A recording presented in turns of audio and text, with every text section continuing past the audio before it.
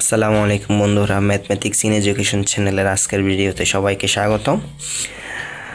আজকে আমি আলোচনা করব প্রাইমারি পরীক্ষা অর্থাৎ 9 তারিখ 1 মাস 2026 ইংরেজিতে অনুষ্ঠিত প্রাইমারি পরীক্ষার একটি সহজ ম্যাথ নিয়ে।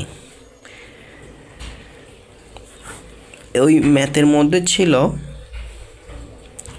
1 থেকে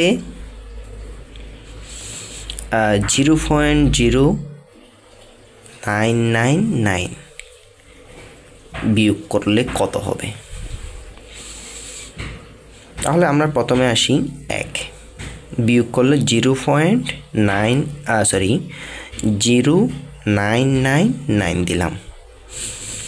এখন দেখেন এখানে একের পরে দশমিকের পরে কোনো সংখ্যা নেই, সেক্ষেত্রে আমরা যদি চাই একের পরে দশমিক দিয়ে অনেক সংখ্যা নেওয়া যায়, সেই জন্য আমরা 000 নিয়ে নিলাম।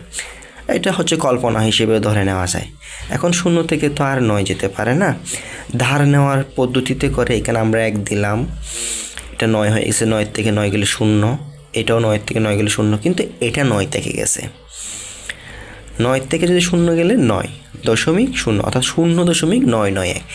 এই অঙ্কটা পরীক্ষার ম্যাক্সিমাম স্টুডেন্টে কি করছে, ভুল করছে, যারা হচ্ছে গণিতের বেসিক নিয়ে জানে না তারা। তাহলে উত্তর আসছে কত? 0.9001। ধন্যবাদ সবাইকে।